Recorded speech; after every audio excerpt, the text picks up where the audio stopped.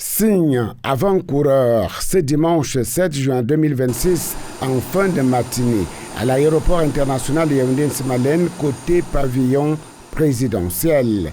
Des visages bien connus du cabinet civil de la présidence de la République en charge des questions réservées occupent et inspectent discrètement les lieux. Puis arrive en cortège réduit le chef de l'État Paul Biya et son épouse Chantal sous averse trépidante. Échange de civilité avec le piquet d'accueil sous les parapluies, on reconnaît le Premier ministre chef du gouvernement Joseph John Gouté, le ministre d'État, secrétaire général de la présidence de la République Ferdinand Ngongo, le ministre directeur du cabinet civil de la présidence de la République Samuel Mvondo Ayolo. Il est 13h15 à Yaoundé lorsque l'avion ayant à son bord le couple présidentiel et sa suite s'envole de la capitale camerounaise. Selon le communiqué officiel rendu public par le cabinet civil, la délégation qui accompagne le président de la République et son épouse est composée de Samuel Mvondo Ayolo, ministre directeur du cabinet civil de la présidence de la République, vice-amiral Fouda Joseph, conseiller spécial à la présidence de la République, Simon-Pierre Bikele, chef du protocole d'État. Un coup d'œil rapide dans l'agenda des voyages présidentiels permet de relever que le dernier voyage du couple présidentiel Paul et Chantal Biya hors du Cameroun remonte au 21 septembre 2025. On était alors à 3 semaines du scrutin du 12 octobre pour l'élection du président de la République.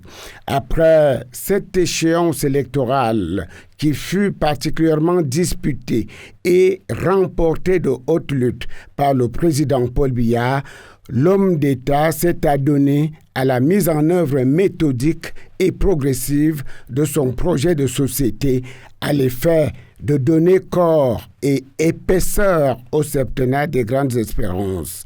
En premier appel, la préservation de la paix et de l'unité nationale, suite aux manœuvres orchestrées par quelques mauvais perdants pour provoquer une crise post-électorale dont le Cameroun aurait pu faire l'économie. Paris gagné malgré tout et malgré les pertes en vies humaines et les destructions des biens enregistrés. Malheureusement, la marche en avant du septennat des grandes espérances s'est poursuivie avec le renouvellement, le rajeunissement des institutions de la République. Le cas du Parlement dont les bureaux des deux chambres ont vu l'arrivée de nouveaux visages au perchoir.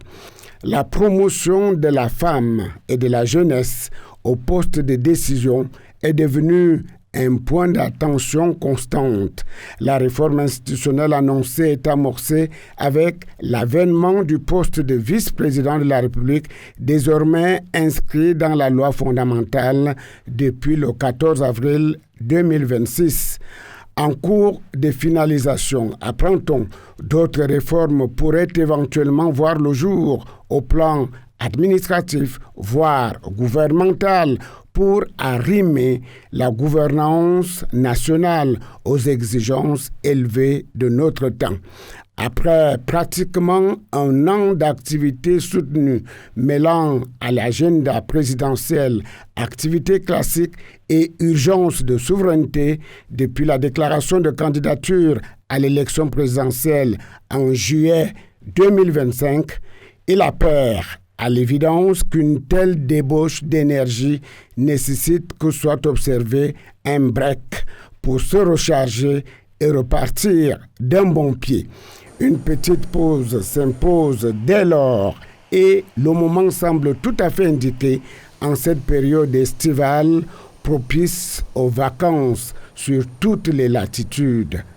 À la prochaine rentrée politique, il ne fait aucun doute que le temps présidentiel sera à la livraison de la saison 2 des réformes engagées.